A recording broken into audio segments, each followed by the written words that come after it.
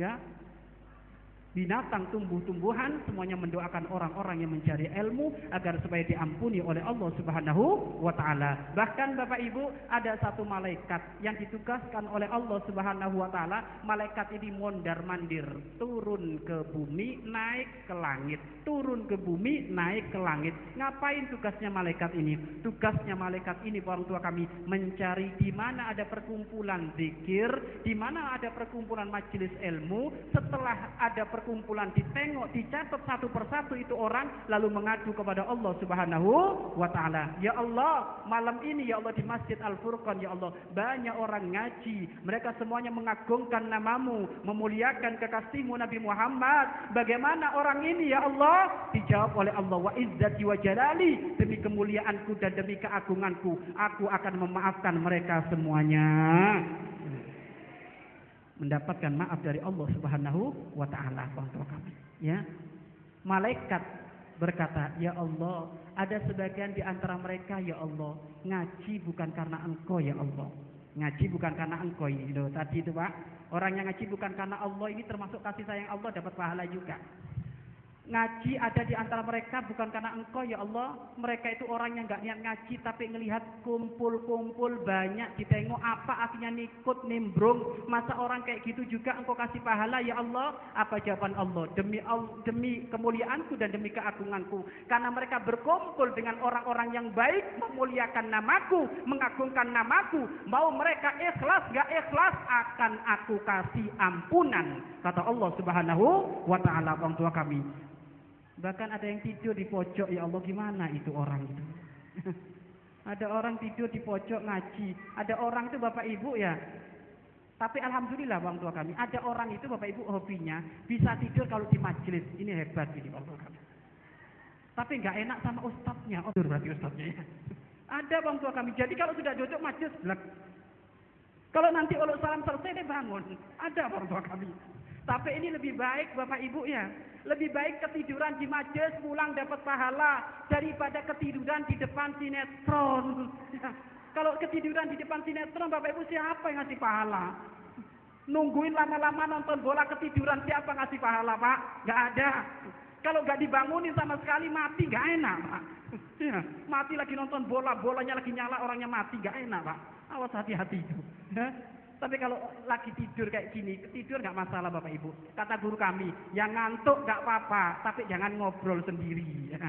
Kalau ngobrol sendiri ini penyakit, nggak benar. Tapi kalau ngantuk nggak apa-apa. Lebih baik ngantuk daripada ngobrol sendiri, kan gitu orang tua kami. Ya, jadi seperti itu Bapak Ibu, dapat pengampunan Allah Subhanahu wa taala. Dan sisi lain orang tua kami, selain pengampunan Allah, dengan majelis seperti ini Bapak Ibu akan menjadikan hati kita bersih. Bersih orang tua kami. Disebutkan obatnya hati itu apa? Hadir ke majelis taklim. Sehingga Imam Ghazali menyebutkan di dalam kitab beliau, 3 hari hatinya orang tidak mendapatkan siraman rohani, maka hatinya sakit. Loh. Kalau hatinya sakit, wong hati itu sentral pokok tubuh manusia. Kalau sudah hatinya sakit, matanya sakit, mulutnya sakit, tangannya sakit. Melihat Al-Quran sebentar males. Tapi kalau melihat bola 2 jam, los. Ini orang tua kami ini. Nah ini mata perlu dikoreksi itu Bapak Ibu ya. Ya, baca Al-Quran Bapak Ibu nggak ada 1 jam orang tua kami. Ya, baca Al-Quran coba itu Bapak Ibu. Orang kalau tadarus itu Bapak Ibu, Ramadan itu orang tadarus Ramadan itu kenapa tangannya kok ini nggak nyampe 1 juz. Itu orang tua kami lah, ini kenapa Bapak Ibu? Padahal baru baca sebentar Bapak Ibu, tapi kadang sudah merasa itu lama. Tapi baca koran 12 lembar gede-gede itu enak. Ajib ini orang ini ya.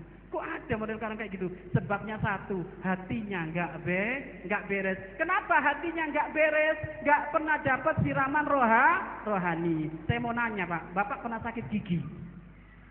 Pernah sakit gigi? Ibu lebih mending mana? Sakit gigi atau sakit kepala? Mending nggak sama sekali. Pernah sakit gigi kan Pak? Pernah ya Pak? Pak coba, makanan apa yang paling enak? Ayo. Sayur asem ikan asin ya, sambal terasi. Itu enak itu. Ya. Tapi kalau yang makan sakit giginya gimana Pak? Nggak enak Bapak Ibu. Dikasih roti enaknya kayak apapun, karena sakit giginya nggak enak. Wong jangankan dikasih makanan Bapak Ibu, dengar tetangganya temennya ngomong tuh marah. Itu jangan keras-keras itu. Karena sakit gigi orang tua kami kan gitu. Sama Bapak Ibu, orang itu kalau hatinya sakit, jumhur ulama sepakat orang baca Al-Quran itu enak, nikmat, tapi karena hatinya sakit nggak enak.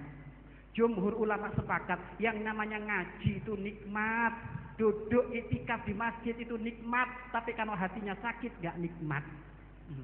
Orang tua kami, ada orang tuh Bapak Ibu kalau ke masjid kayak capung minum air, serut cepat keluar serut. Harusnya ahli iman itu kalau duduk di dalam masjid kayak air, kayak ikan di air, betah. Kan gitu orang tua kami. Ini enggak Bapak Ibu, kenapa? Hatinya belum beres orang tua kami. Bahkan kata Imam Ghazali puncaknya, hati 3 hari didiamkan enggak dapat siraman rohani, sampai 40 hari hatinya bakal mati. Allah, kalau hati mati susah. Dikasih nasihat hadis kayak apapun tentang neraka, menter. Masuk kanan, keluar kiri orang tua kami. Nah ini Bapak Ibu kenapa? Karena hatinya mati. Makanya Bapak Ibu majelis ini kalau 1 bulan sekali kelamaan kan gitu. Ya nanti biar panitianya di sini mikir 3 hari sekali dikasih majelis kalau perlu orang tua kami. Ya iya Bapak Ibu. Kalau 1 bulan sekali kan kelamaan ini. Mohon maaf Bapak Ibu, kita majelis 1 bulan sekali, sinetron setiap jam. Ayo ini. Lebih banyak aktif dengan sinetron daripada ustadznya kan gitu orang tua kami. Nah ini maka kurang Bapak Ibu. Sehingga disebutkan orang tua kami, para ulama itu kalau ibadah Bapak Ibu nikmat. Sayyidina Ali itu Bapak Ibu kalau setelah selesai sholat wajahnya itu berbinar-binar cerah, kayak dapat rezeki banyak gitu Bapak Ibu. Ini para ulama itu. Ya, sehingga disebutkan Bapak Ibu, para ulama, para sahabat, kalau beliau ibadah itu Bapak Ibu, ibadah kepada Allah, apapun yang mengganggu tidak terasa. Imam Ali suatu ketika punggungnya kena panah. Anda bayangkan beliau lagi perang punggungnya kena panah, Pak. Anda tahu panah? Panah itu kan di ujungnya kan ada sesuatu yang tajam. Sudah gitu ada pengikatnya. Kalau ditarik itu akan nyayat daging di dalam. Sakit orang tua kami. Dan kalau nggak diambil akan menjadikan titanus. Nanti bahaya itu tambahan. Membusuk itu daging di dalam tambah bahaya nanti ini orang tua kami. Akhirnya orang tua kami, wahai Imam Ali, mau nggak mau Imam Ali, ini panah harus diambil. Tapi sakit lah, terus gimana wahai Imam Ali? Sudah gampang, aku sholat dulu. Sholat orang tua kami, sholat 2 rakaat. Tiba-tiba setelah selesai sholat, sudah kamu cabut belum? Udah dari tadi Imam Ali, nggak terasa orang tua kami. Allah, ini sholatnya para ulama Bapak Ibu, para sahabat itu seperti itu orang tua kami. Kenapa beliau bisa sholat menemukan kenikmatan kayak gitu nggak terasa? Padahal itu adalah panah yang menyayat-nyayat daging di dalam tapi nggak terasa orang tua kami. Kenapa? Karena hatinya Sayyidina Ali bersih. Dia itu kalau ngomong Allahu Akbar yang kebayang itu adalah Allah. Baca Fatihah itu orang tua kami penuh kerinduan kepada Allah sehingga sakit di pinggangnya tidak terasa orang tua kami. Bahkan Bapak Ibu ada satu sahabat Abbad bin Bisir. Sahabat Abbad bin Bisir itu orang tua kami sahabat yang hatinya bersih karena dia ahli majelis taklim Rasulullah. Gak pernah ada majelis kecuali Abbad bin Bisir datang di hadapan Rasulullah. Abbad bin Bisir. Suatu ketika setelah selesai peperangan Bapak Ibu, Rasulullah berkata, wahai para sahabatku, malam ini kita nggak bisa pulang ke kampung kita. Malam ini kita harus nginep di tempat ini. Nginep ya Rasulullah? Iya. Ya baik ya Rasulullah, kalau memang malam ini nginep di tempat ini, ya sudah nggak apa-apa ya Rasulullah. Tiba-tiba Nabi Muhammad berkata, kira-kira kalau malam ini kita nginep di tempat ini, siapa yang ronda? Yang jaga siapa? Jangan sampai semuanya nanti pada tidur, tak taunya musuh Allah nyelinap, kita nanti pasti bakal mati konyol katanya. Ya udah ya Rasulullah, saya yang ronda ya Rasulullah, saya yang jaga ya Rasulullah. Akhirnya Nabi Muhammad tidak mengambil orang yang mengangkat tangan tadi. Akhirnya Nabi Muhammad menunjuk sahabat Abbad bin Bisir.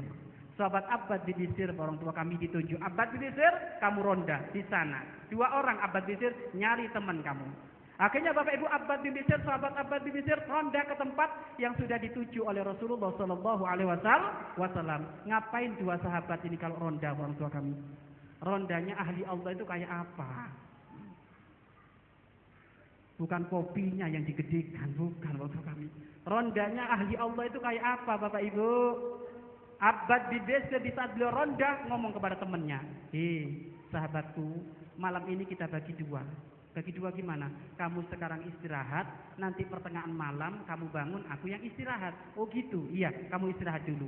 Akhirnya Abbad bin Bishr terbangun sendiri.